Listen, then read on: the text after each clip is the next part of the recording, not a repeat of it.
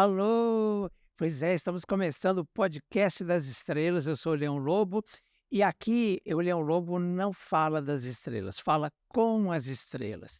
E hoje eu estou querendo receber aqui com muito prazer, aliás, querendo não, vou receber aqui com muito prazer esse querido Yudi Tamashiro, Oh, que eu descobri, o primeiro prazer enorme de prazer é receber todo meu. aqui. Nossa, que Faz honra. tempo que eu estava querendo que você viesse. Obrigado. Quero te dizer o seguinte, eu descobri lendo sobre você Sim. que você chama Cássio Muniz. É, exatamente. Isso era uma Mas loja famosíssima na minha infância. é, eu só lembro do Cássio, que era relógio, né? Isso. Relógio e teclado também. E aí eu nunca gostei de Ah, Cássio. não? Não, porque assim, eu morei no Japão até os meus 5 anos. Então, na Ah. escola, meus amiguinhos tal me chamavam de Yuji, porque é o nome japonês que me chamavam lá. Aham. Quando eu cheguei no Brasil, minha mãe e meu avô forçaram, vamos chamar ele de Cássio, que agora ele tá no Brasil, né? Aham. Só que eu não gostava, eu falava, não, meu nome é Yuji e tal, por causa do nome japonês. Aí ficou Yuji Tamashiro, mas meu primeiro nome é Cássio mesmo. Cássio, É, Cássio Yudi. Agora, não, eu estudava no Caetano de Campos, sim. na Praça da República, Uhum, e na esquina da Rua do Aroche com a Praça da República, sim. tinha uma loja famosíssima de departamentos chamada Cássio Muniz. Eu não sabia Eu não vi disso. assim teu nome, falei, que engraçado. Mas pouca gente sabe disso daí. Agora, você nasceu aonde? Eu nasci em Santos, aí deu mais ou menos quase 1 ano de idade, meus pais foram pro Japão. E aí eu morei até os meus 5 anos no Japão. Teve algum motivo especial? Na verdade, eles queriam, era aquela, em 92, o pessoal tava ganhando muito dinheiro no Japão. Então, geralmente, as famílias, né, de descendentes iam pra lá pra juntar dinheiro e voltar e montar alguma coisa. Ah, Que foi o caso do meu pai e da minha mãe. Quando eles voltaram, minha mãe montou uma escola, que até então ela só trabalhava no estado, né, como professora. E quando voltou, montou a escolinha dela e meu pai montou um açougue. E ali inicia, assim, a minha jornada, mas logo já entrei na televisão, enfim. isso você tinha o quê? Quando você voltou, você tinha aqui 5. 5 anos. 5 anos. E eu entro na televisão com os meus 7 anos. Porque eu tinha uma grande dificuldade com a comunicação. Isso é muito legal, né, de falar, porque quando eu voltei, eu falava português enrolado, igual o japonês mesmo, Sim, né? sim. E aí meus primos, meus amigos me zoavam muito. Ficavam, fala direito, moleque, e tal. Aí eu fui desenvolvendo um bloqueio dentro de mim, eu não falava mais. E aí me levaram no médico, o médico falou, isso daí não é nenhum problema, é problema realmente que ele tem vergonha, ele fica com muito... Eu tava muito estressado, agitado. E minha mãe, tá, então o que ele tem? Ele quer se comunicar, mas não em palavras. Então, coloca ele em atividades para ele gastar essa energia e tentar buscar o caminho dele, né? E aí eu comecei a fazer dança, comecei a fazer, enfim, várias atividades. E na dança eu me encontrei. E aí é quando eu piso nos palcos para fazer minhas apresentações. E ali inicia essa jornada na televisão, né? Como é que foi? Alguém te viu dançando e te levou para televisão? Sim, foi. Tem os eventos das prefeituras que tem a festa da uva, a festa do morango. É. E eu participei de uma dessas festas lá na Baixada Santista e uma produtora chamada Maria José, ela olhou e falou: Nossa, eu tava dublando, acho que o Paulo Ricardo, do RPM. Sei. E eu fazendo o Paulo Ricardo, tinha cabelo grande também, japonês. Aí ela, gostei desse menino, acho que eu vou pegar ele pra colocar no Raul Gil. E aí fez o convite, eu fui no Raul e fiquei 2 anos lá no programa do Raul. Ficou dos 7, não, aos 9, né? Você entrou. Ali eu já tava com 7 anos. Eu tava com 7 anos, aí fiquei 8, 9, e aí fiquei mais um tempinho fora, e aí eu fazia ia no Raul, depois saía, ia no Raul, saía. Nesse meio tempo, o Silvio Santos chamou pra ir pro SBT, né? Para você. E como é que foi essa tua jornada no Bom Dia e Companhia? Sim, Como é que era a tua experiência, assim? Foi meio traumático? Eu lembro, eu vou contar sim. uma experiência Sim, nossa sim, depois. sim. Bom, eu hoje, eu vou ser bem sincero, Leão, hoje é muito claro na minha mente que foi um presente de Deus mesmo, porque a minha infância, a infância da Priscila, da Maísa, foi diferente de qualquer jovem, né? Então eu vejo que eu, na verdade, antecipei tudo, né? E isso é um privilégio. É. Durante muito tempo foi um peso, porque eu via e eu falava, nossa, eu não tive infância, eu não tive adolescência. Isso te incomodava, hein? Me incomodava, porque eu até passei pro psicólogo mesmo, e a psicóloga falou assim, agora um exercício, né? Agora fecha os olhos e tenta lembrar no momento da sua infância, da sua adolescência, e na minha cabeça só vinha trabalho. Trabalho, trabalho, trabalho, trabalho, trabalho. E aí eu fui falando, caramba, eu podia ter aproveitado mais, eu podia ter feito tal coisa, tal, tal, tal. Só que depois O que você gostava de brincar nessa época? eu gostava de andar de skate. De skate? E ali o pessoal, como a gente trabalhava de segunda a segunda, eles arrumaram um corrimão e uma pistinha de skate. E ali eu ficava eu acabava de apresentar um bloco do Bom Dia e andava de skate. Aí depois voltava de novo e andava de skate. Essa era a minha diversão, né? Mas, e a minha diversão, até eu e a Priscila ficamos lembrando, que a gente gostava de brincar era de ficar andando em cima dos cabos da câmera, e era aquelas câmeras bem grandes que tem como se fosse uma pirâmide no meio, né? A gente ficava no meio daquelas câmeras e aí ficava, tipo, empurrando e brincando dentro do estúdio, né? Tanto que eu fui agora fazer um piloto lá no SBT e me emocionei muito quando eu terminei de apresentar o programa. Por quê? Porque ali eu fechei os olhos e parecia que eu, tipo, tinha... O programa livre, né? Programa livre. Seu Otaviano, Isso, Murilo isso, Couto, isso. E mais O Thiago Bravanel. O Thiago Bravanel e o Benja. Só que eu me emocionei muito, Leão, porque, tipo assim, eu vi as pessoas que fizeram parte da minha vida e pra todo mundo era entretenimento. Mas pra mim é a minha vida, sabe? E assim, eu via os câmeras, os diretores contra a regra, pessoas que mesmo quando eu saía do SBT, eles me levavam pra uma balada, eles me levavam pra um restaurante, pra uma churrascaria. É a minha família. E eu me emocionei porque ali dentro do SBT, eu até falei, muitos não entendem o que é isso, mas eu passei a minha vida aqui e eu sei o que o Silvio, que essa família fez por isso. Eles deram a vida pro negócio. Tem muito isso. Eu Muito. também tenho essa relação com eles. Sim. Porque minha vida, fiquei 6 anos, saí, depois voltei, fiquei mais 6, né? E é isso mesmo, é uma relação familiar, porque a gente conhece os câmeras todos, Verdade. os produtores, as pessoas ficam lá há muito tempo, né? Muito, então até hoje. Até hoje. Então. E assim, hoje eu agradeço a Deus, Leão. Eu agradeço a Deus porque a escola que eu tive ali foi muito dura. Hoje eu olho e falo, caramba, trabalhando com... A gente estava até aqui nos bastidores conversando isso. Trabalhando com pessoas mais jovens, assim... Eu sou jovem ainda, mas eu trabalhei com o pessoal da velha guarda, né? Eu vejo que tá muito diferente.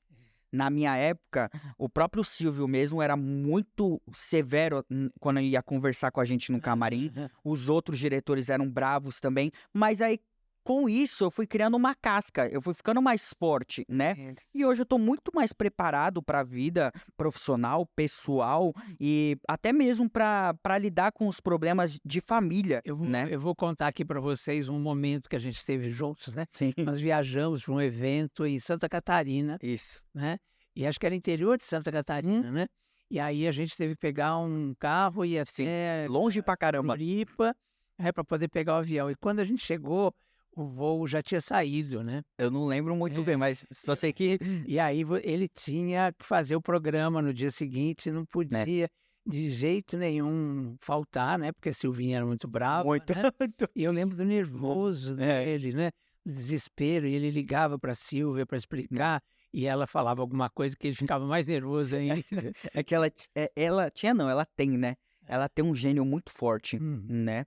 E eu também tinha um gênio muito forte.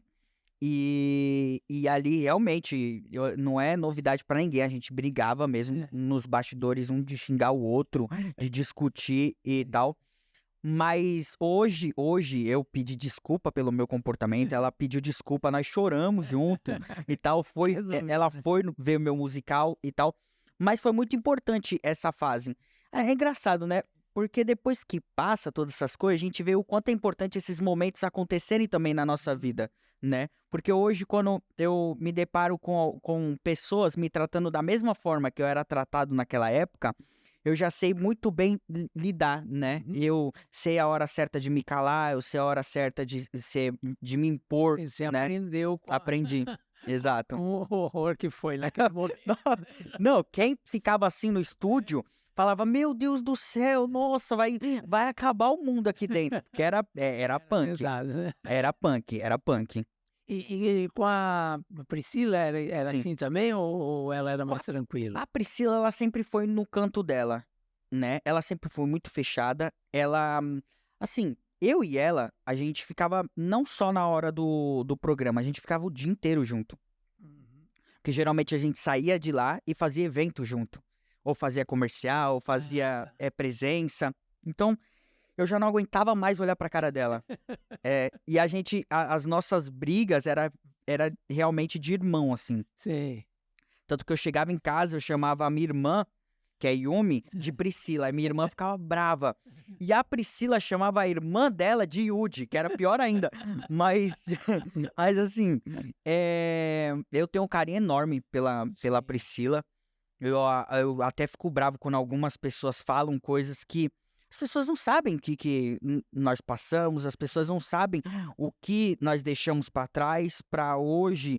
Todo lugar que a gente vai, a gente recebe o carinho das pessoas e tal, mas nós abrimos mão de muitas coisas, Uhum. né?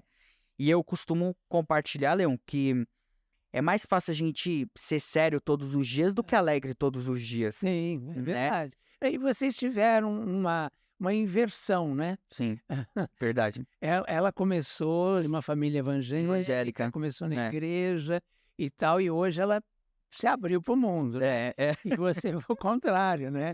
Você mas nós vamos falar disso daqui a pouco. Eu Sim. quero saber, dos programas infantis, como é que foi essa mudança, sair de programas infantis que você fez tantos anos, né? Primeiro preciso perguntar do PlayStation. Como Sim. é que começou a história do PlayStation? Acho que você já respondeu isso umas 200.000 vezes, mas Eu nunca respondi, não. sabia? Nunca respondi. Eu fiquei durante 2 anos, se eu não me engano, apresentando o Bom Dia e Companhia gravado. Que a gente tinha que fazer a venda das historinhas do Baú da Felicidade, que era para as crianças e Ah, tal. tá. E aí, depois disso, o Silvio chamou a gente no camarim e falou que no dia seguinte a gente ia apresentar o programa ao vivo.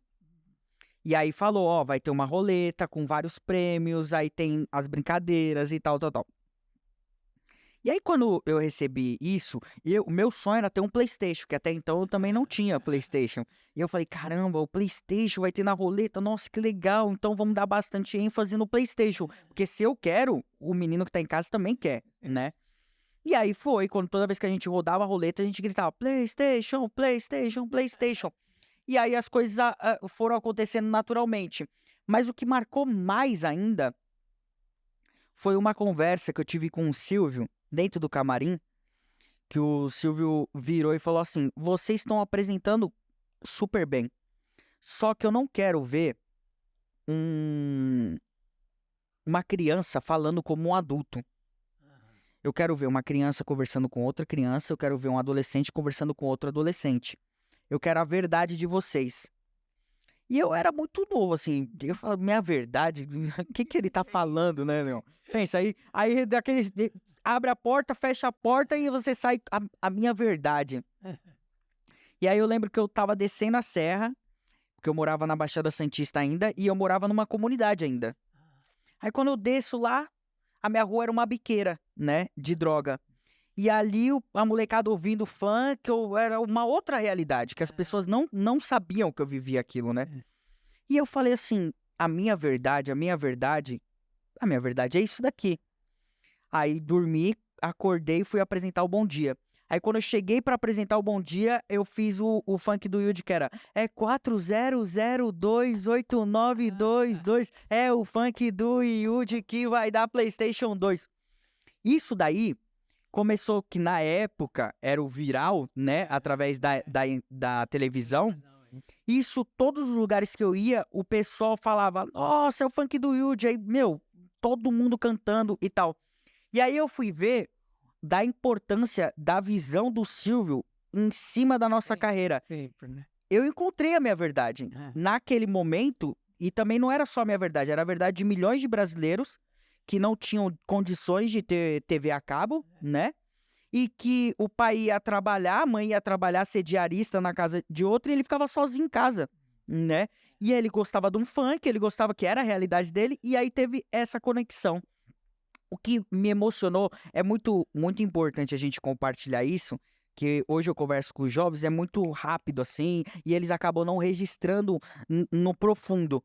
Eu fui pregar numa cadeia, e quando o diretor da cadeia vira e fala assim, ó, aê, molecada, vai todo mundo sair de cabeça baixa. Aí começaram a sair das celas, blá, blá, blá, blá, blá, blá, e a molecada tudo de cabeça baixa. E eu já tava no pátio, em cima de um lugar lá pra eu pregar pra eles.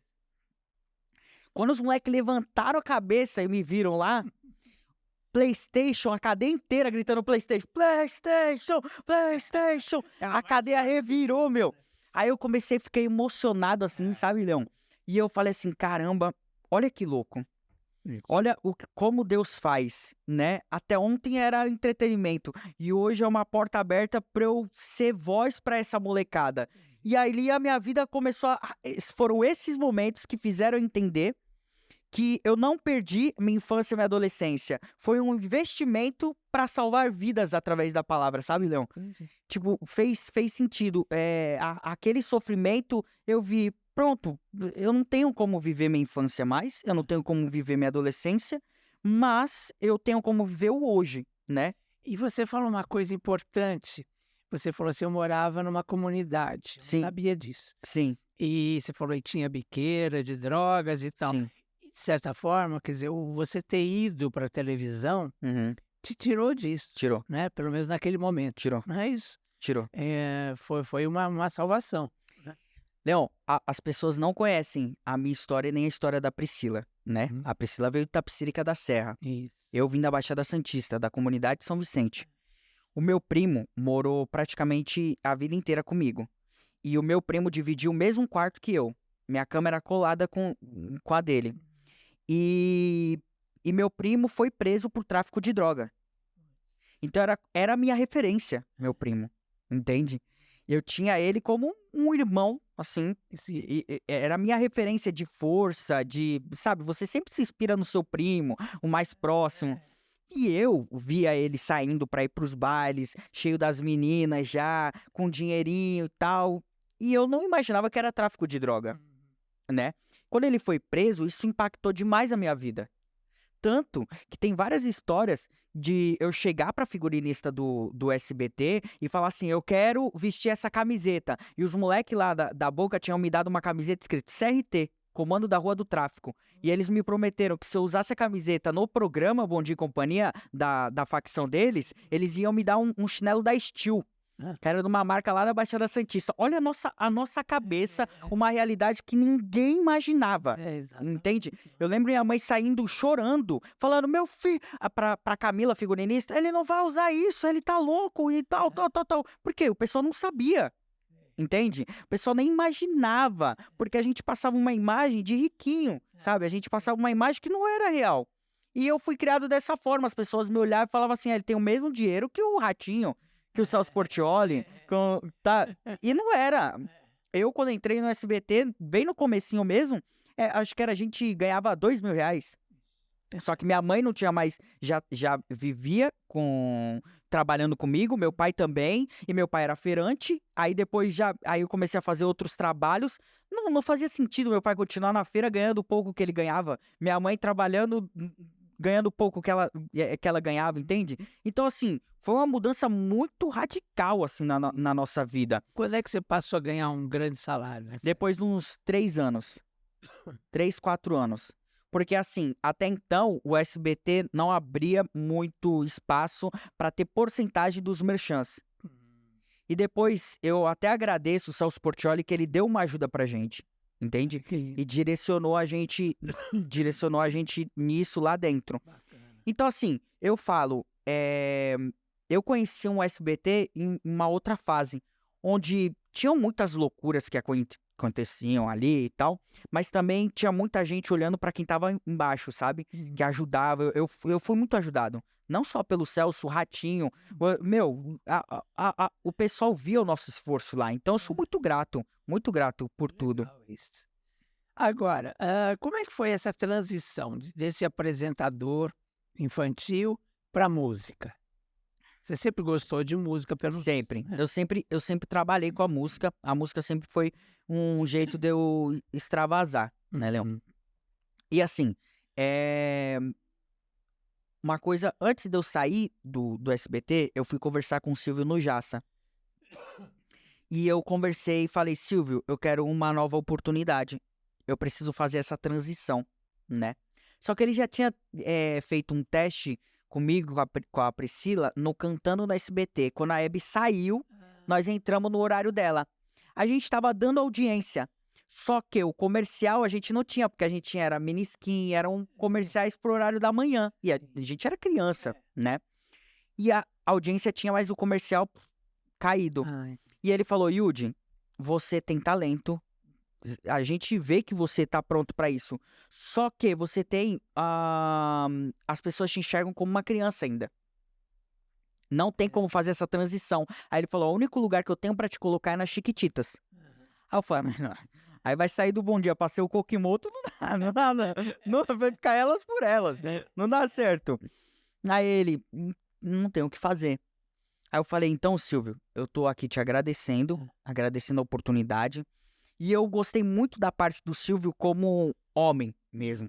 De virar e falar assim, comprou sua casa, você fez seu pé de meia, até no momento, tava tudo perfeito. Falou, graças ao senhor eu consegui. Obrigado, por isso que eu tô vindo aqui agradecer mesmo.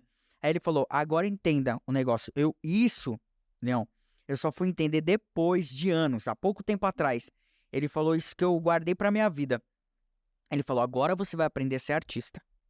Porque você desde criança estava aqui no SBT, numa grande empresa, com diretor, assessor, figurinista, tudo que você tinha, tudo que você queria, estava aqui.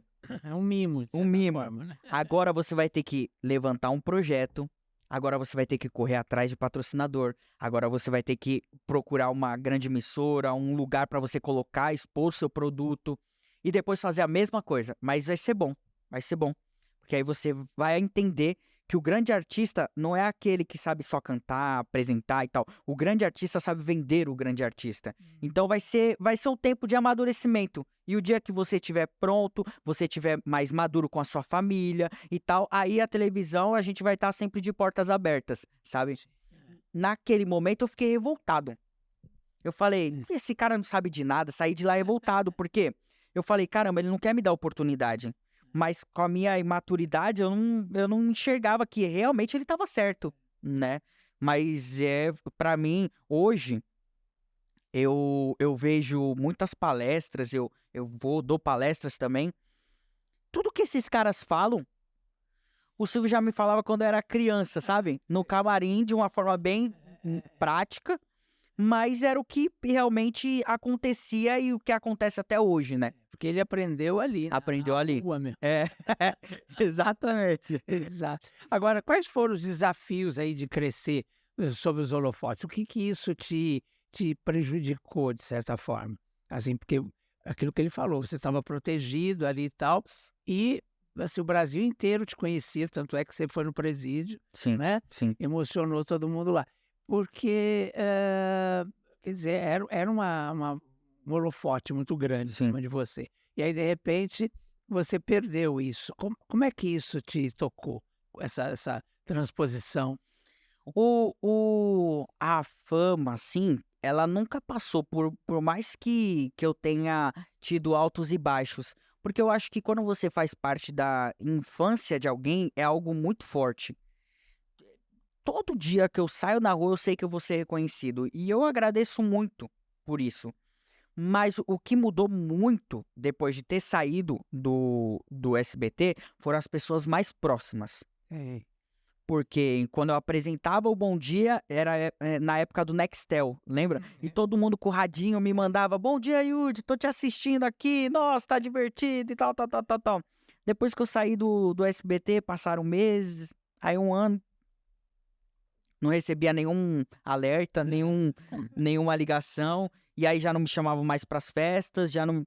Isso, na fase que eu tava, me incomodou muito. Sim. Isso foi um dos motivos de eu ter me afundado realmente em bebida. Quantos anos? 22 anos. 22. Né? Isso.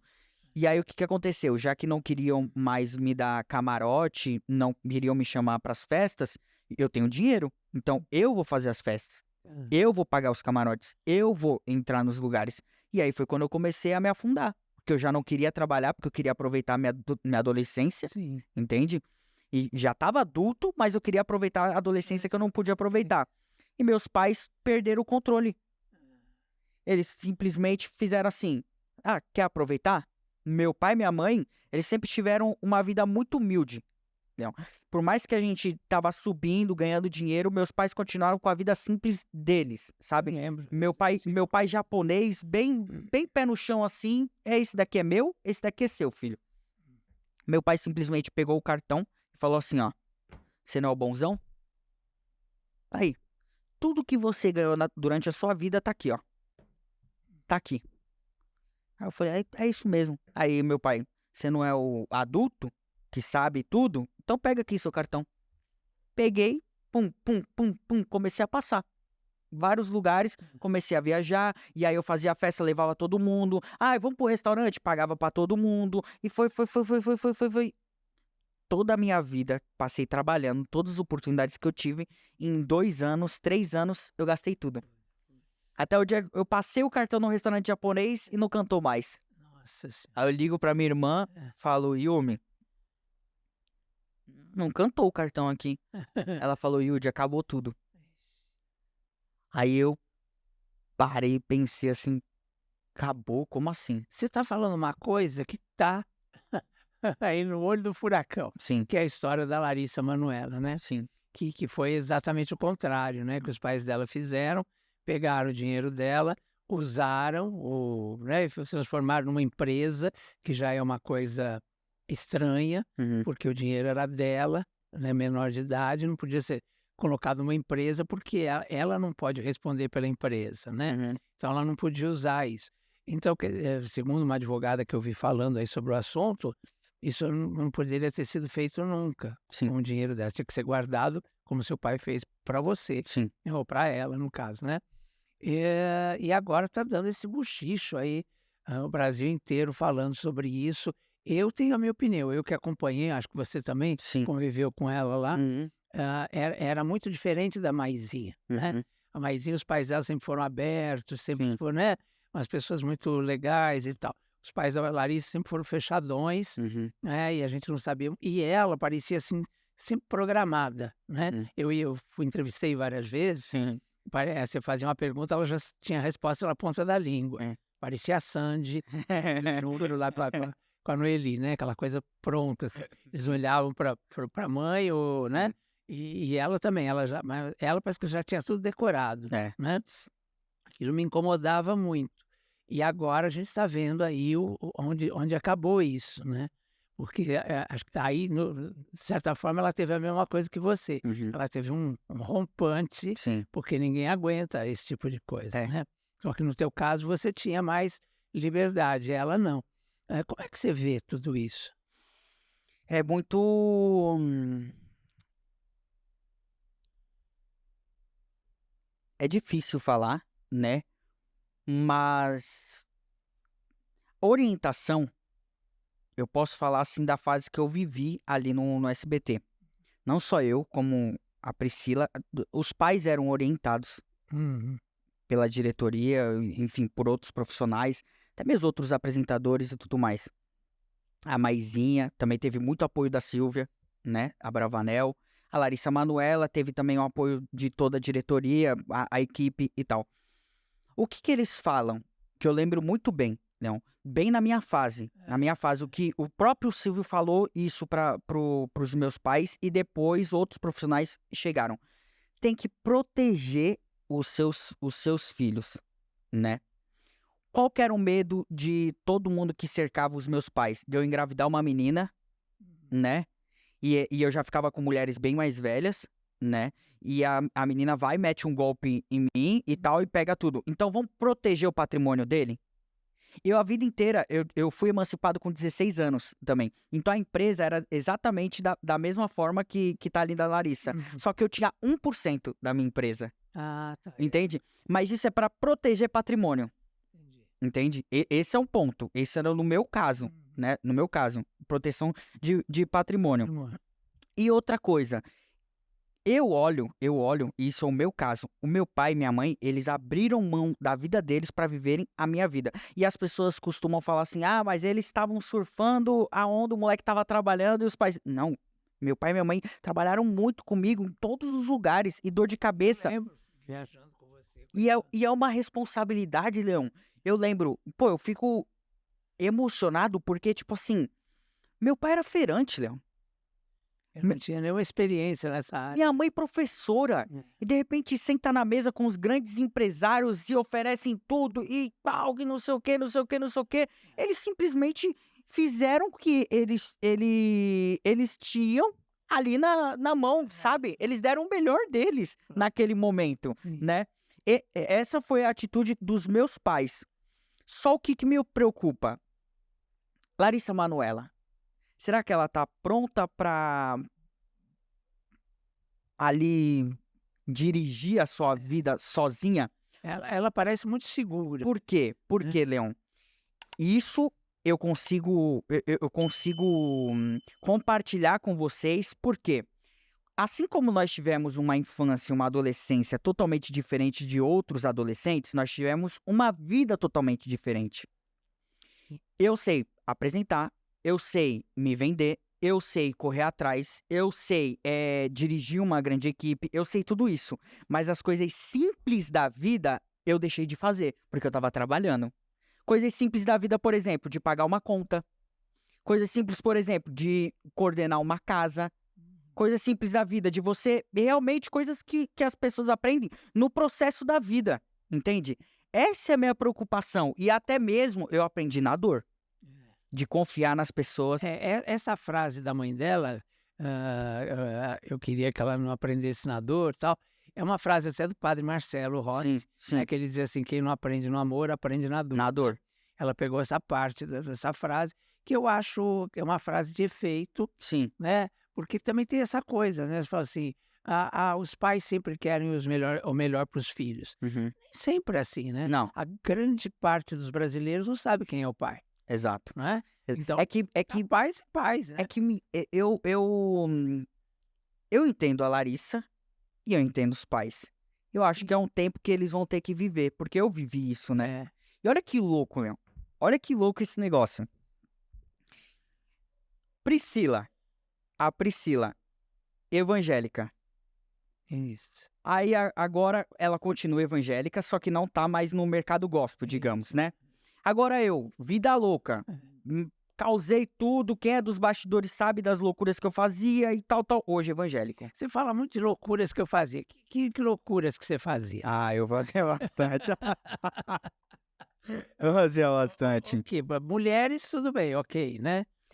É que eu fiquei um tempo viciado e as pessoas acham que não viciam, mas é casa de swing. Então eu chegava nas casas de swing em São Paulo, aí o apresentador anunciava, com vocês, o Wilde Tabashiro tá aqui, o Wilde do PlayStation chegou na casa de swing. Aí Ela me dá na panela. eu ia lá na Vogue, já encontrei outros lá também, viu? Não era só eu não. Sei. E aí eu fazia muita festa e eu bebia muito. Não, bebida pra mim sempre foi o problema, Tá. né?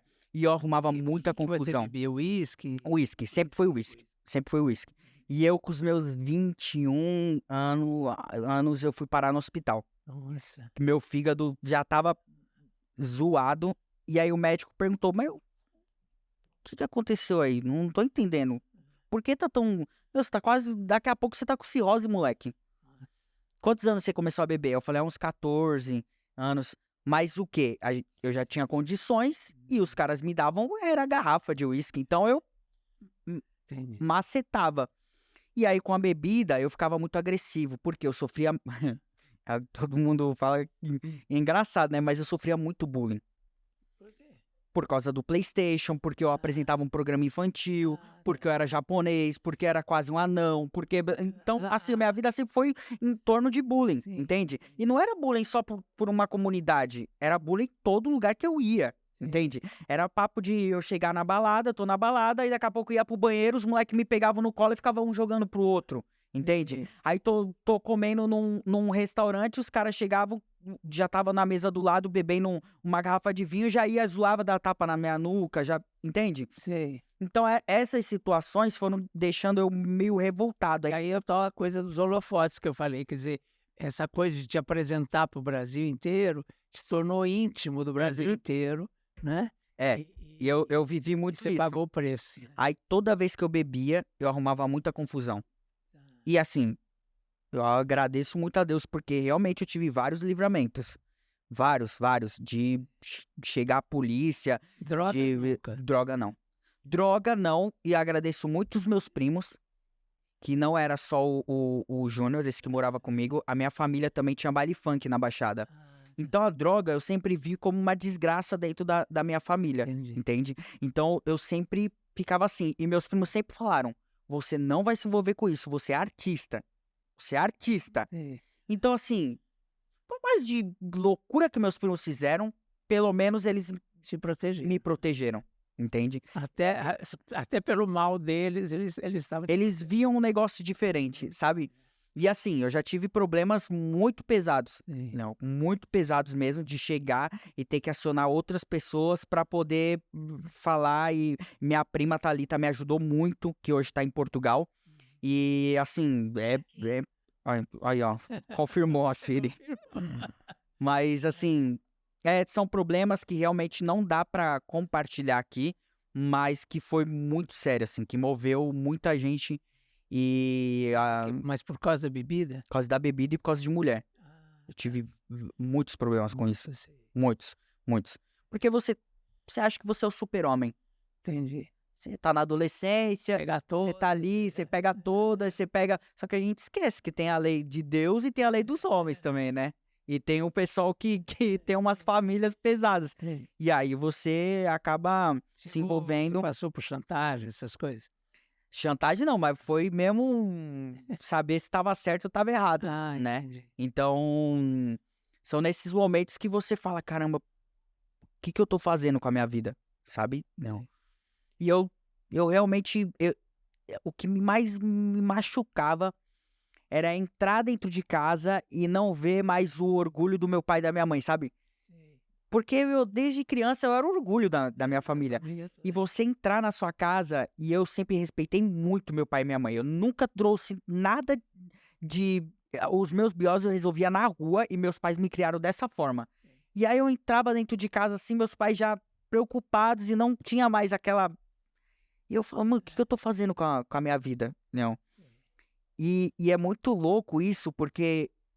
Depois que eu saí do SBT, eu passei por uma situação financeira que eu comecei a gastar muito pesado, e eu comecei a fazer circo. Rodei o Brasil fazendo circo. Mas circo, assim, de comunidade mesmo. E Leão, era o número 1 ali do infantil. Aí depois de um tempinho, eu tava entrando num circo, aí abri assim a coxinha assim dos circos, aí tinha 5 pessoas pra me assistir, sabe? Aí eu falava assim, Isso doía, né? que eu fiz, sabe? Tipo, isso me machucava muito. Eu falava assim, caramba, que eu tenho que aprender com isso, sabe? E eu lembro que meu amigo Luizinho, que dançava comigo, eu falava, Yudi, você começou sua carreira como? Aí eu falei, dançando. E você fazia por quê? Porque eu amava ele.